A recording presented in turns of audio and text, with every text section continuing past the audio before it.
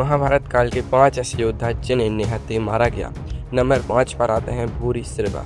भूरिश्रवा कौरव सेना के एक बहुत ही शक्तिशाली और पराक्रमी योद्धा थे। कुरुक्षेत्र के मैदान में उनका सामना पांडव सेना के सात्यकी से हुआ। दोनों के बीच बहुत भयंकर युद्ध हुआ। भूरिश्रवा का पहला भारी था।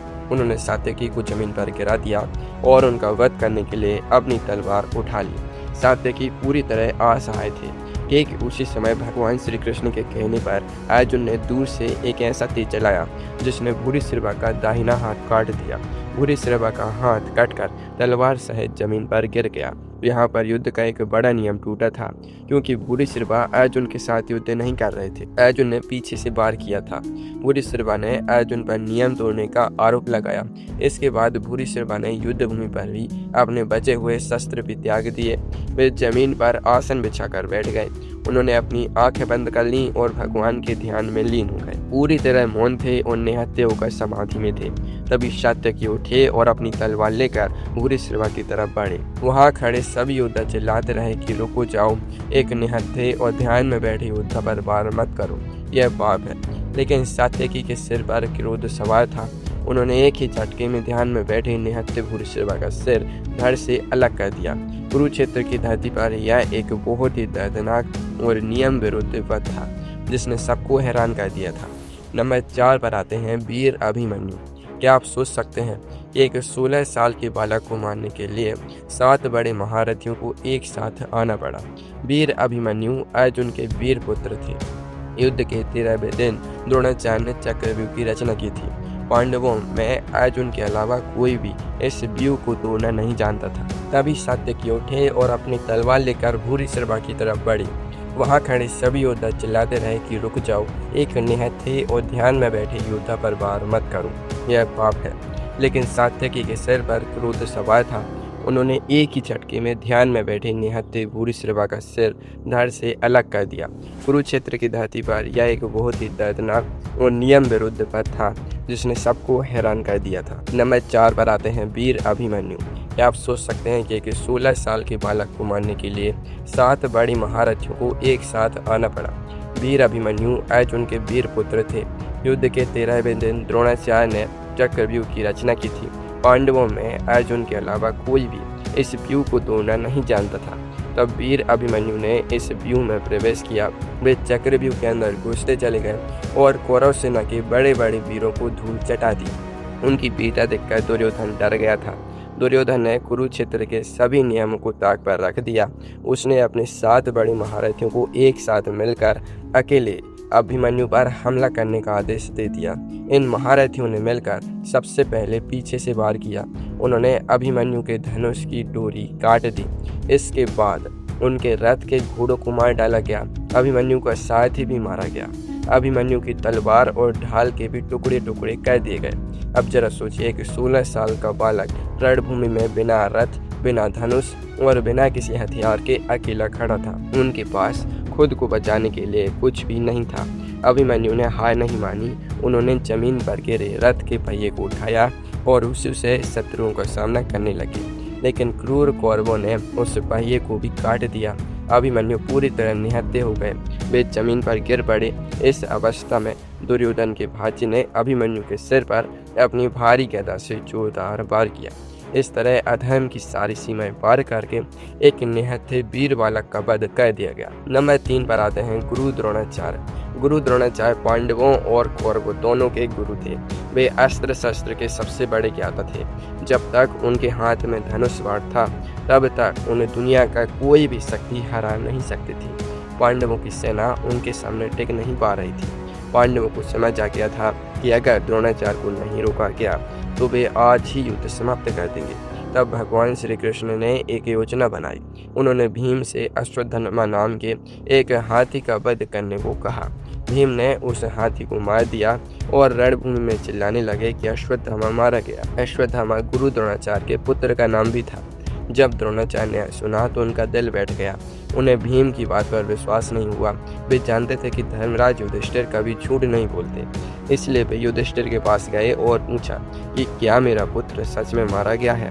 श्री कृष्ण के कहने पर युधिष्ठिर ने कहा कि हाँ, अश्वत्थामा मारा गया, लेकिन वह मनुष्य था या हाथी, यह मुझे नहीं पता। युधिष्ठिर ने जब ये आखिरी पंक्ति बोली तब श्री कृष्ण ने शंख बजा दिया ताकि गुरु द्रोणाचार्य हाथी वाली बात ना सुन सके। पुत्र की मृत्यु का समाचार सुनते ही गुरु द्रोणाचार्य गहरे शोक में डूब गए। उनके जीने की इच्छा खत्म हो गई। उन्होंने अपने सारे दिव्य अस्त्र और धनुष रथ रख दिए। वे रथ पर ही बैठ गए और अपनी आंखें बंद करके समाधि में चले गए। वे पूरी तरह से निहत्थे थे और अपना शरीर छूने की तैयारी कर रहे थे। उसी समय द्रौपदी का भाई धृष्टद्युम्न ने तलवार लेकर उनके रथ पर चढ़ा। अर्जुन चिल्लाता रहा कि रुक जाओ, गुरुदेव निहत्थे हैं, उन पर वार मत करो। लेकिन धृष्टद्युम्न ने किसी की नहीं सुनी और निहत्थे गुरु द्रोणाचार्य का सिर काट दिया। नंबर 2 पर आते हैं दानवीर कर्ण। कर्ण महाभारत के सबसे अभागे और सबसे वीर योद्धाओं में से एक थे। युद्ध के 17वें दिन अर्जुन और कर्ण के बीच एक ऐसा मुकाबला चल रहा था जिसे देखकर देवता भी कांप रहे थे। कर्ण अर्जुन पर भारी पड़ रहे थे, लेकिन तभी कर्ण को मिले पुराने श्राप उनके सामने आ गए। एक ब्राह्मण के श्राप के कारण कर्ण के रथ का पहिया जमीन के अंदर धंस गया। कर्ण ने अपने रथ को निकालने की कोशिश की, लेकिन पहिया टस से मस नहीं हुआ। उसी समय कर्ण अपने गुरु परशुराम के दिए उस श्राप को भी याद नहीं कर पाए, जिससे वे संकट के समय अपने सबसे बड़े मंत्र भूल गए। कर्ण असहाय हो गए।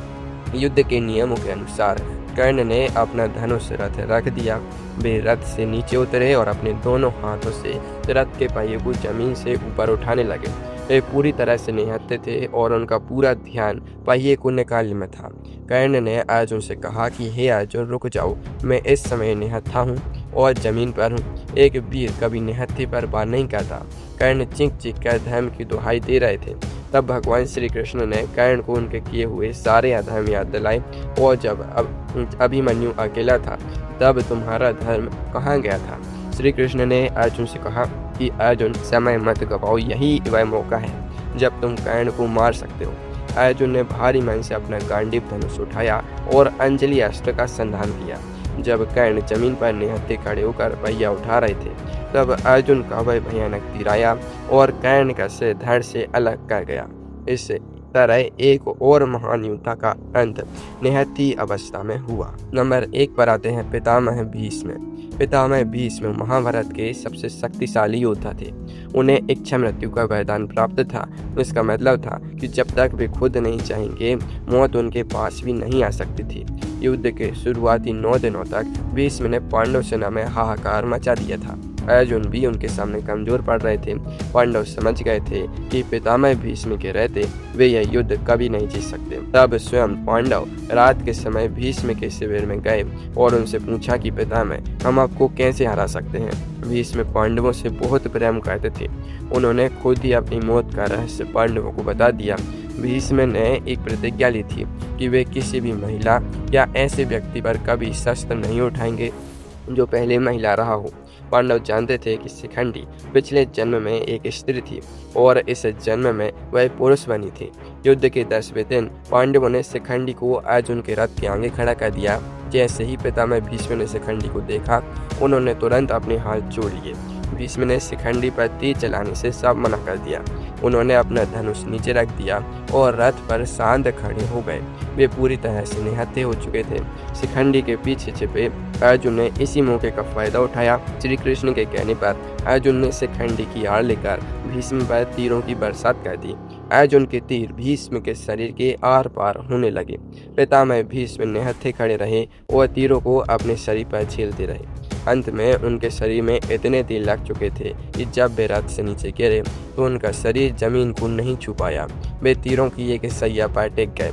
एक ऐसा महायोद्धा जिसने खुद अपनी मौत का रास्ता अपने शत्रुओं को बताया और निहत्थे होकर बाणों की सैया पर सो गया।